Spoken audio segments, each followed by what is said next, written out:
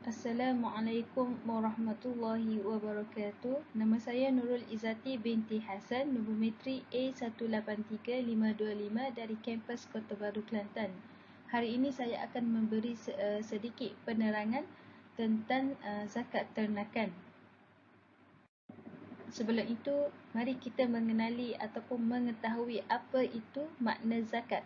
Okey, makna zakat pada syarak ialah dikeluarkan harta yang tertentu dengan mengikut syarat-syarat yang tertentu dan dengan niat yang tertentu dan diberikan kepada golongan yang tertentu.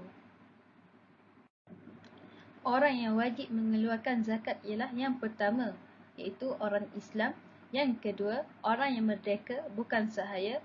Yang ketiga, walaupun kanak-kanak dan orang yang gila sekalipun, iaitu wajib atas walinya mengeluarkannya tetapi tidak wajib mengeluarkan zakat pada harta kanak-kanak yang masih di dalam perut ibunya. Maka tiada wajib zakat pada harta yang diwakafkan baginya kerana belum diyakini wujudnya, terutama hidupnya.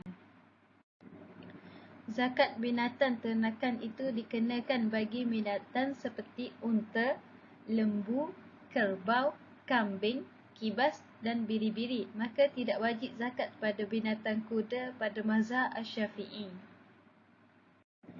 Syarat-syarat wajib bagi zakat binatang ternakan yang pertama ialah Islam, yang kedua merdeka, yang ketiga cukup nisab, yakni bilangan atau had yang diwajibkan, yang keempat cukup haul, yakni cukup setahun pemeliharaannya, yang kelima dipeliharakan di padang rumput yang harus, yakni yang bebas, yang keenam tiada digunakannya untuk pekerjaan seperti menenggala tanah, mengangkat barang-barang atau seumpamanya.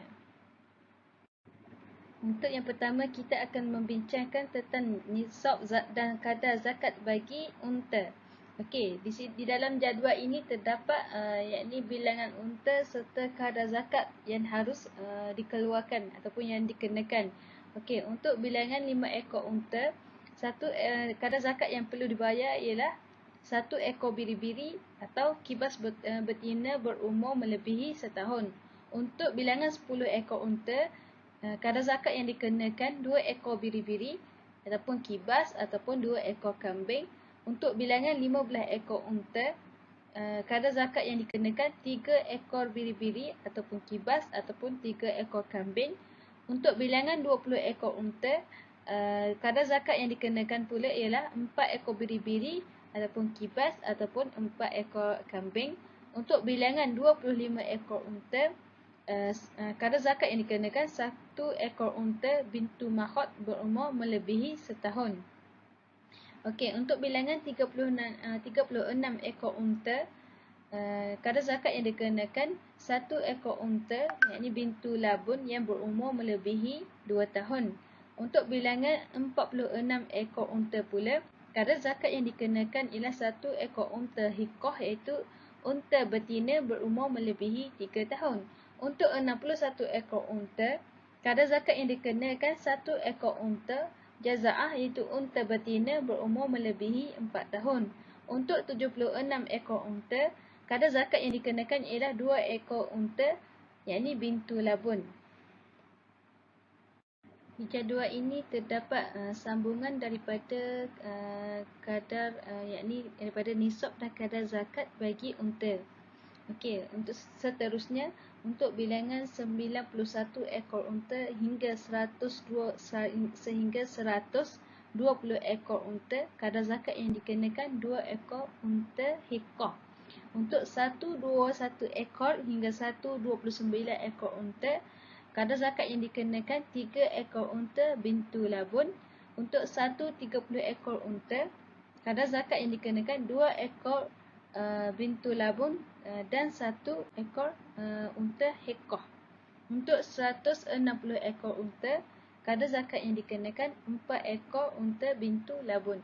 Dan apabila jumlah unta itu meningkat sampai kepada 130 dan ke atas, zakatnya dikira pada setiap 40 ekor unta, zakatnya 1 ekor unta bintu labun. Dan pada setiap 50 ekor unta, zakatnya 1 ekor unta hikoh.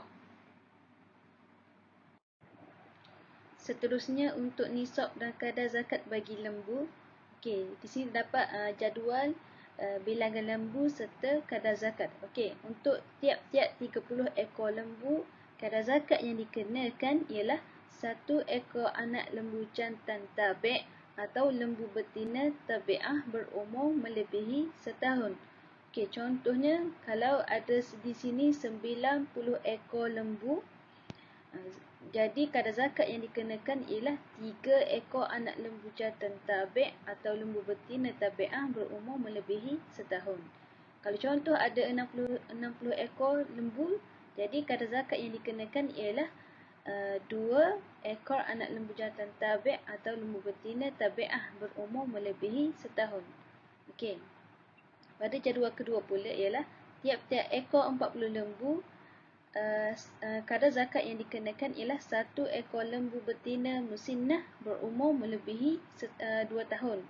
Okey, contoh kalau di sini ada 80 ekor lembu, jadi kadar zakat yang dikenakan ialah 2 ekor lembu betina musinnah berumur melebihi 2 tahun.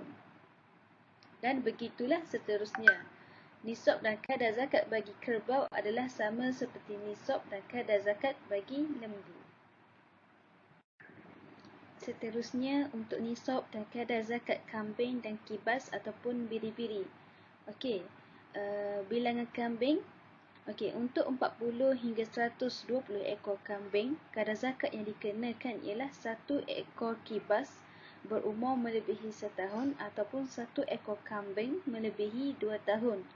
Untuk 121 hingga 200 ekor kambing, kadar zakat yang dikenakan ialah 2 ekor kibas ataupun 2 ekor kambing.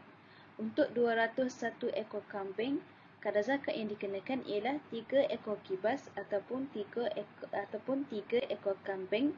Untuk 400 ekor kambing, kadar zakat yang dikenakan ialah 4 ekor kibas ataupun 4 ekor kambing. Seterusnya untuk 500 ekor kambing, kadar zakat yang dikenakan ialah 5 ekor kibas ataupun 5 ekor kambing. Untuk bilangan 600 ekor kambing, kadar zakat yang dikenakan ialah 600 Untuk 600 ekor kambing, kadar zakat yang dikenakan ialah 6 ekor kibas ataupun 6 ekor kambing. Dan begitulah seterusnya. Contohlah, kalau ada di sini 700 ekor kambing, kadar zakat yang dikenakan ialah 7 ekor kibas ataupun 7 ekor kambing. Dan memadai dikeluarkan zakat kibas atau biri-biri ganti daripada kambing dan sebaliknya, juga lembu ganti daripada kerbau dan sebaliknya jika bersamaan harganya. Okey, sampai di sini sahaja sedikit penerangan tentang zakat ternakan daripada saya. Apa yang baik itu daripada Allah Subhanahu Wa Taala, apa yang kurang itu daripada kelemahan diri saya sendiri. Sekian, terima kasih.